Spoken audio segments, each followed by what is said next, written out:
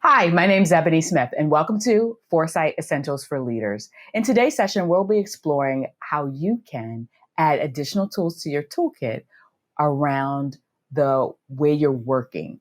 Because the way that we worked before the pandemic and the way that we're working now is a lot different. And I want you to have the right leadership skills to help you be successful. As we're going through today, one of the new concepts I want to introduce is something called full spectrum thinking. And the definition of this is how do you seeding and nurturing a mindset that expands the characteristics you already admire in the best leaders. I want you to begin to think about the people in your network and what skills you admire about them. If you want to let me know in the chat some of the skills that just popped into your head about your most admired people in your network, or skills that you find in yourself that you really have enjoyed cultivating, let me know in the chat. That would be great. Full spectrum thinking is a robust way to visualize, understand, and make the scrambled future better. It's really about how do you view categorical thinking? Categorical thinking will be punished in the long run, even if it provides a short-term illusion of success. I want you to know we're going to go into what categorical thinking is, and then I'll give you the list of the 10 leadership skills that I'm suggesting you add into your portfolio, with me going into a little bit more depth around about 4 of the skills during our time together. But energy, especially leadership energy, always needs a home. So think about your goals, your intentions, and your purpose. Goals are really about a fixed outcome in the future, while intentions focus on the present and provide guidance to mindfully live moment to moment. Purpose is the reason something is done. So what are your goals? Why did you choose today's session? What intentions do you have for this moment? And what purpose are you working towards in your own life? Here's your reflection activity. You can let me know in the chat. What are your intentions for today's session? How are you living mindfully in this moment during this time that we are spending together? Full spectrum thinking as a concept is really based on a book by a gentleman named Dr. Bob Johansen. He works for a think tank in Silicon Valley called the Institute for the Future. I am a futurist at heart. I'm also an executive coach and leadership facilitator, but I always work with clients to have them think about how can they shift from where they are to where they would like to be. If you're in product management or product design, your life is all about that futuristic thinking, whether you're thinking about your users or thinking about the product that you're creating, you are always in that mindset of what's coming up for me.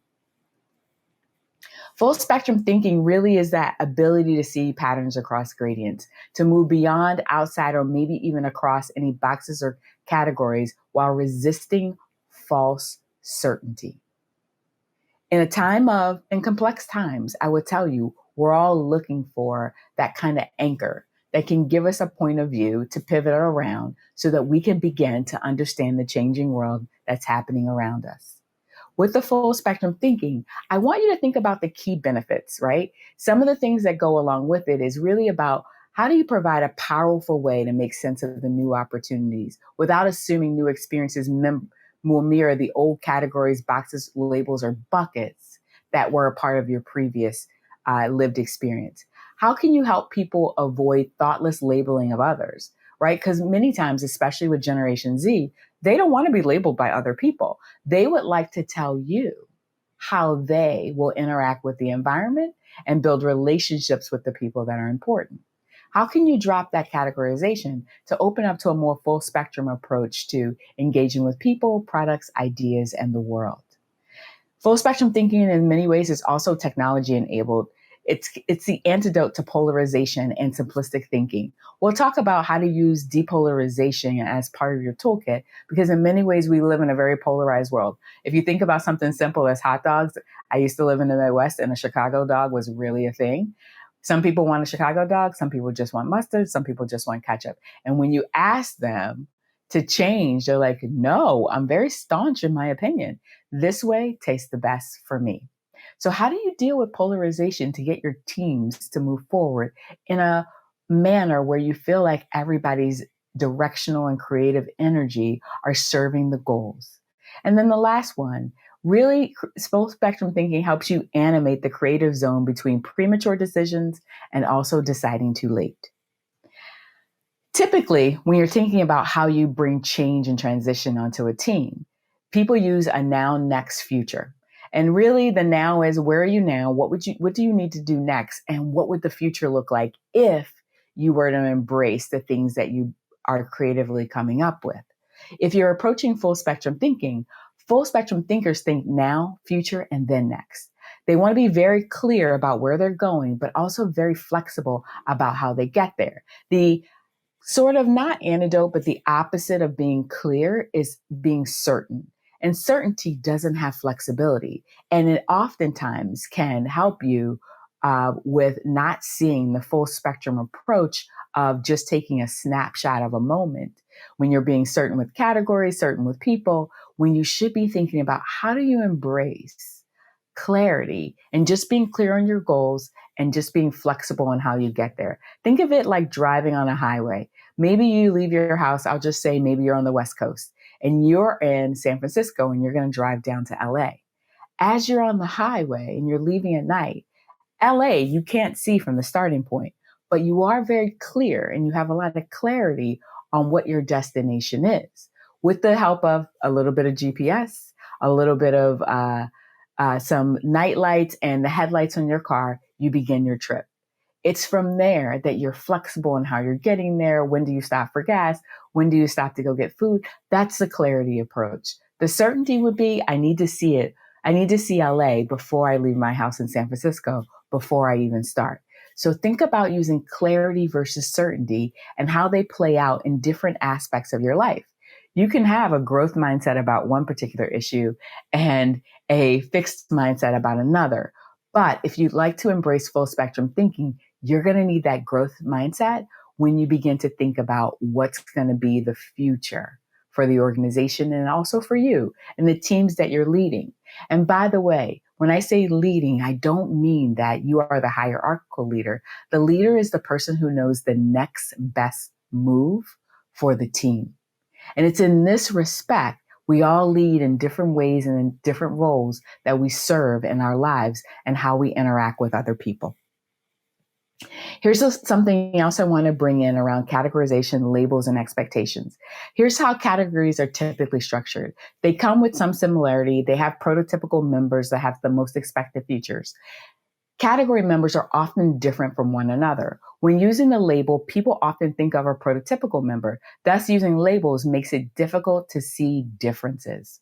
Full spectrum thinking brings in more equitable design, especially if you're designing for an end user as a part of a product team. I'm going to pose this question to you. When I ask you to think of big cats in Africa, in the chat, let me know what's the first type of cat that comes to mind for you. Typically, people think of tan cats, but if you're thinking of wild cats of Africa and even big ones or small ones, they come in all sorts of colors, stripes, solids, and not just the large tan cats that most people think of as the prototypical member of wild African cats. I want you to think about what kind of categorization are you using and viewing the world through? And if you're using a little bit of critical thinking, how can you pause within what's my point of view with this question and open yourself up to a bit more full spectrum thinking to help you embrace this new concept? Here's a journal question. What are the commonly used categories in the workplace? And what do they really communicate to you and the team members in which you interact with? As you're going through, I'll often ask you these things for you to reflect upon, because I actively believe that reflection plus pain will equal progress and lead you to close the gap between where you are right now and where you would like to be in the future. A couple of things for you to remember as you're reflecting on mindful categorization. How can you constructively question your unexamined assumptions about categorizing yourself and others? How can you mindfully categorize in ways that draw the best out in people rather than boxing them in? How can you consider a broader range of business and social values that you may deliver to the intended audience? This is very helpful when you're thinking about product design, end users, and especially those end users that are at the ends of the curve for you, that those kind of fat tails who may not always be reflected in your core archetype or user type as you're designing. A poll question for you. If you were to rate yourself, and let me know in the chat, are you more of a categorical thinker? Are you somewhere in between a categorical thinker and a broad spectrum thinker? Maybe you're a 2.5 or a 1.5, or are you somewhere between broad spectrum thinking and full spectrum thinking as I've defined it? So let me know what your number is in the chat, and I look forward to seeing your responses.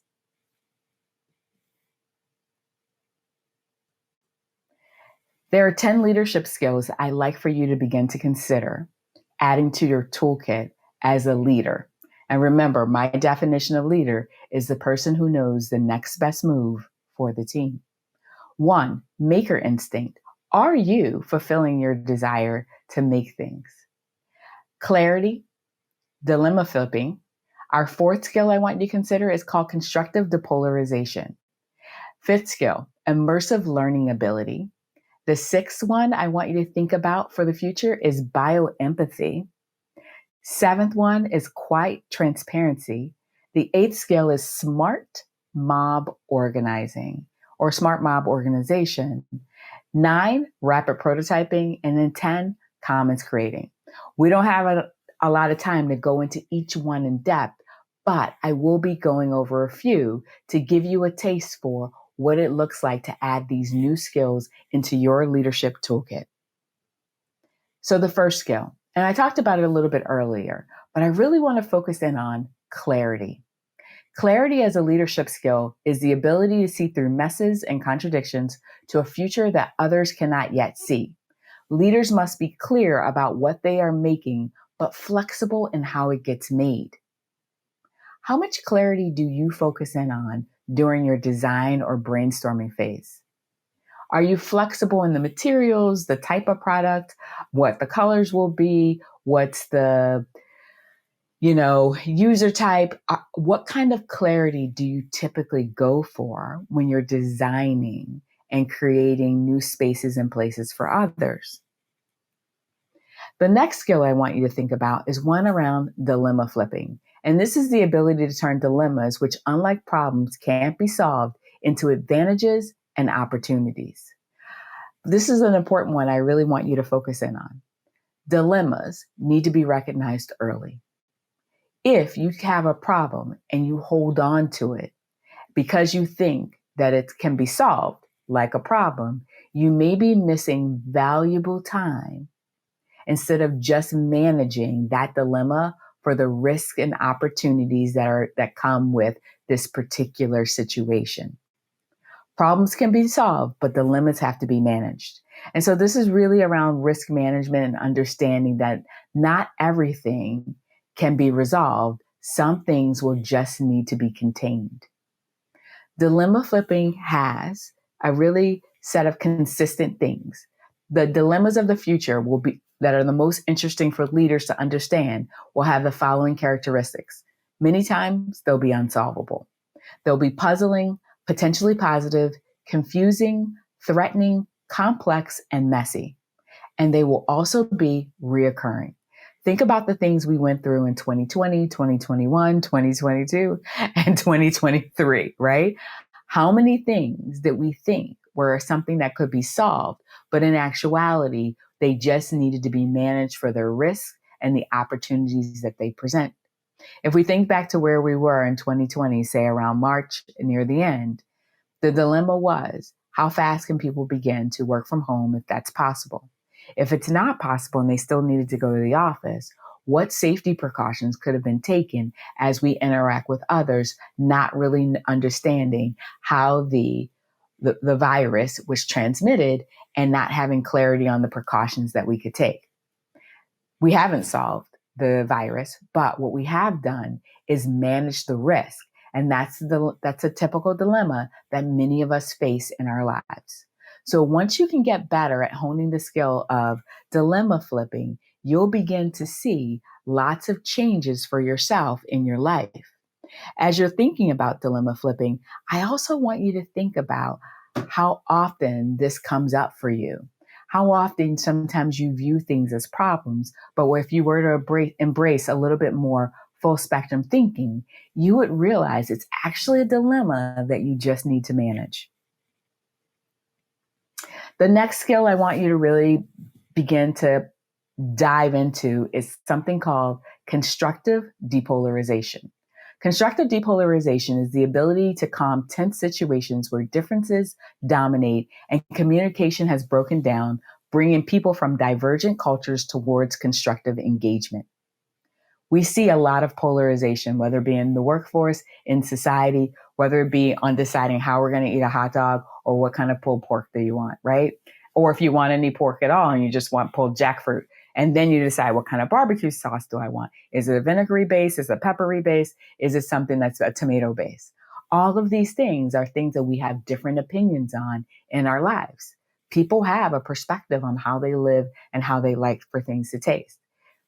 When we go into macro issues around technology and people and societal polarization, we know that there's multiple ends of spectrums that need to be addressed. As you're thinking about how you lead teams of people that you've decategorized and you've embraced their full spectrum ability to show up at work, you will be faced with a little bit more polarization.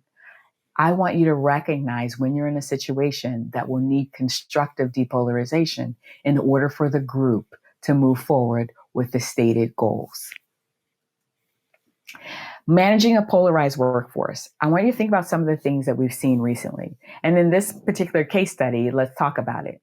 There were been given heightened tensions over politics. Movements such as Me Too, Black Lives Matter are some of the ones that we've seen in the past few years, which led to polarization in the workplace. And many times it's worse than it ever was before. Let's not even begin to talk about some of the Supreme Court decisions we've had or election results and things like that. Everybody has a clear opinion on which side they believe is the correct opinion and where their facts are coming from.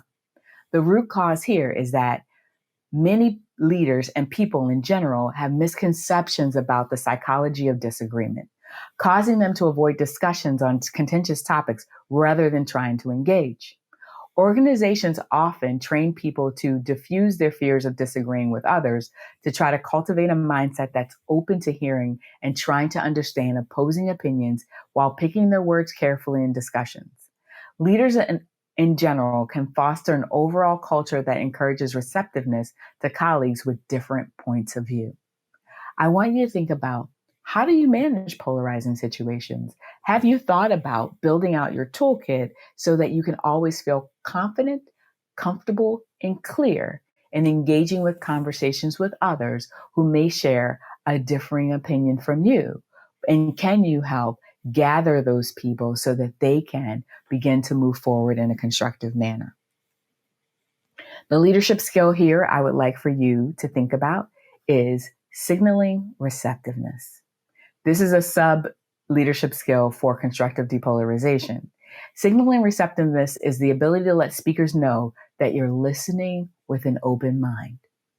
How do you signal receptiveness with the person that you're listening to when you may not 100% agree with the conclusions and thoughts that they're sharing at that particular moment? Here's a model that you can use called the HEAR model. 1, H is for hedge your claims. E is for emphasize agreement. A is around acknowledging other perspectives. And R is for a reframe in positive terms. So if you want to first hedge your claim, you would say, this might happen because, or some people think.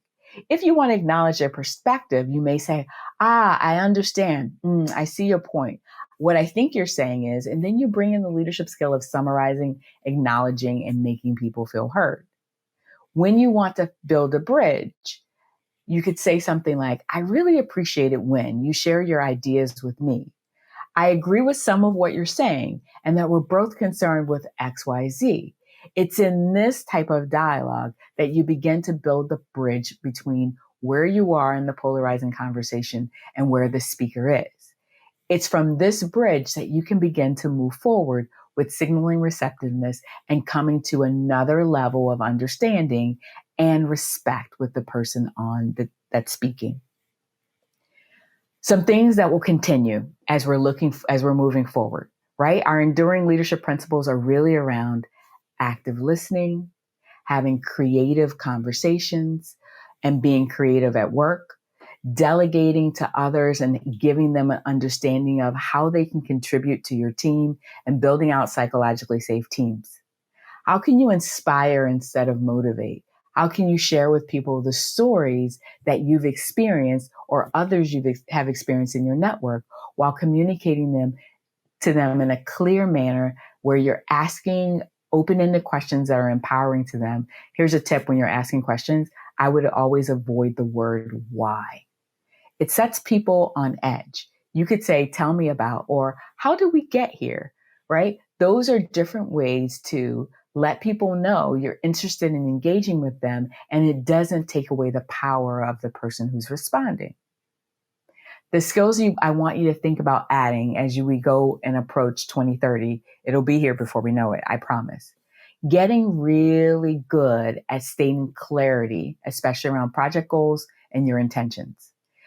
Understanding where constructive depolarization can play a role in the team and your communication style, and how you may need to help others build bridges to get from where you are to where you would like to be. Recognizing dilemmas early on versus thinking they are problems that can be solved. Understanding that creating commons among people is one of the ways for you to bridge the gap and to build out really inclusive cultures. And then one of the last ones is really around smart mob organizing, which is, how do you use the platforms and technology available to you to gather people in a purposeful way to help them engage with the problem or the session in which you would like their time, skills, and focus. As you're going through, I want you to continue to think about these things.